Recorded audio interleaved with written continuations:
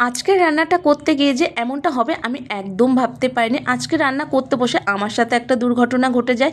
তরকারিটা যখন হয়ে গেছিলো নামাতে বসে কি করে অমনোযোগী হয়ে গেছিলাম আমি নিজেও জানি না।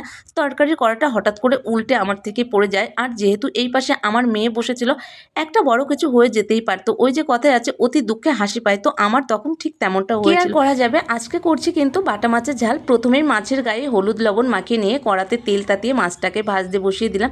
আর এদিকে একটা পেঁয়াজ সরু সরু করে কেটে নিলাম, আর একটা টমেটো গ্রেটারে গ্রেট করে নিয়েছিলাম, আর পাটাতে বেটে নিয়েছিলাম এখানে সাদা কালো সর্ষে, একটা শুকনো লঙ্কা। মাছ ভাজা হয়ে গেলে ওই মাছ ভাজার তেলের মধ্যেই কালো জিরে শুকনো লঙ্কা ফোড়ন করে দিয়ে দিলাম কেটে রাখা পেঁয়াজ। পেঁয়াজটাকে একটু লাল করে ভেজে নিয়ে আদা আর রসুন বাটা দিয়ে সুন্দর করে একটু নাড়াচাড়া করে নিয়ে দিলাম আমি টমেটো বাটাটা।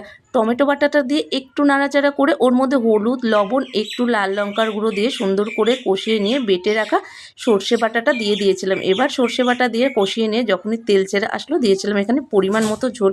ঝোল ফুটে গেলেই দিয়েছিলাম ভাজা মাছটা, আর দিয়েছিলাম গাছ থেকে কিছু কাঁচা লঙ্কা তুলে।